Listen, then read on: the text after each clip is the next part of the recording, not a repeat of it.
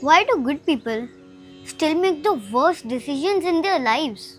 Many times we all say, I'll never do that, but still, sometimes we do. Even when we know it's wrong. Because knowing is easy, doing the right thing is hard. This is exactly what the Mahabharata tries to answer. And here's what most people don't know. The Mahabharata was not written during the war. It was written when everything ended. Because the real purpose was not to describe the war, but to make sure it never happens again. Long before books were written, there lived a sage named Maharishi Vyasa. Vyasa was not just a storyteller or a writer, he was a witness. He had seen a world where families broke because of ego and jealousy, where promises were kept even when they destroyed lives, where silence became more dangerous than war.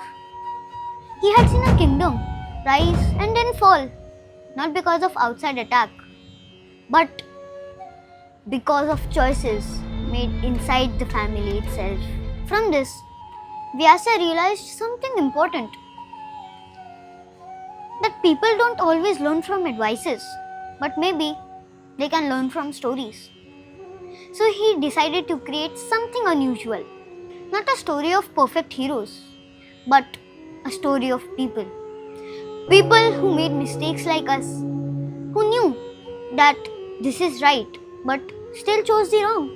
This story became the Mahabharata, known as the Jaya. But telling this story, Vyasa needed someone who could write as fast as he could think.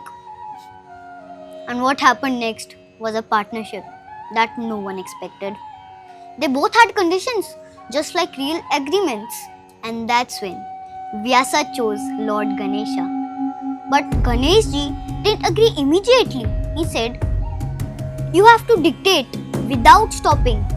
The moment you pause, I'll stop writing and leave." Vyasa agreed.